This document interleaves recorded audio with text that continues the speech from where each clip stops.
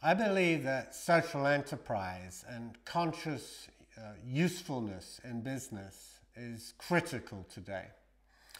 We have always acted out with the survival of the fittest, winner takes all.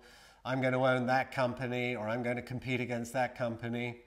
And we've done it because at the end of the day, we're responsible and answerable to our shareholders. We're answerable to the fact that we have thousands of people in our staff. And we've had to do exactly what we've had to do through the generations in business to get to where we've got to. So I have no issues with the way business has been. I've had actually no issues with the way Mobil or BP or anyone operates their businesses from where they have been at.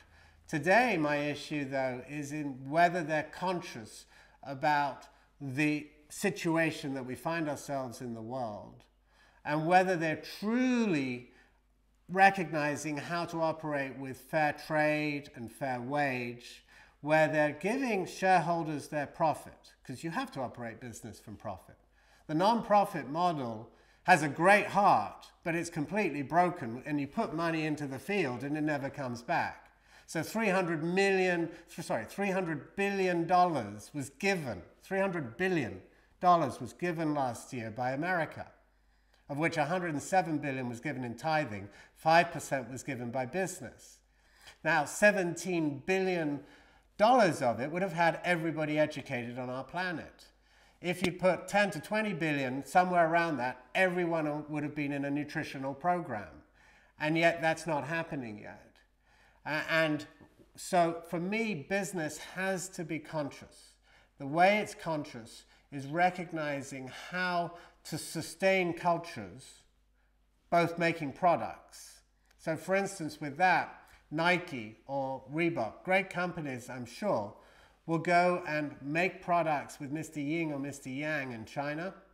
And if Mr. Ying doesn't make it, there's another billion Mr. Yangs, and they'll bring it back and they'll put it in the store and shift it as quickly as they can with as much profit as they can to their shareholder, but without any understanding of really the fabric of where that product was made or how it was made.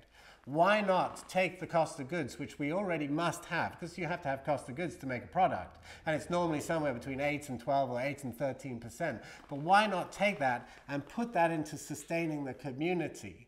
Bring the education up for that community, create the harvests and the ability to train farmers in cropping, and create an environment so that the cost of goods is actually not just going and pumping in, but actually being supported with all the skill sets that we have.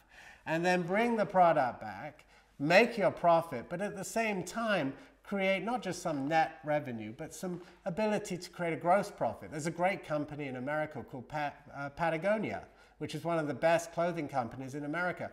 It provides a gross percentage to fair trade, and it has 32 factories around the world that are all fair trade organizations that are very conscious. So businesses are being, and they're a $400 million company. So businesses can be very successful and yet still be very conscious.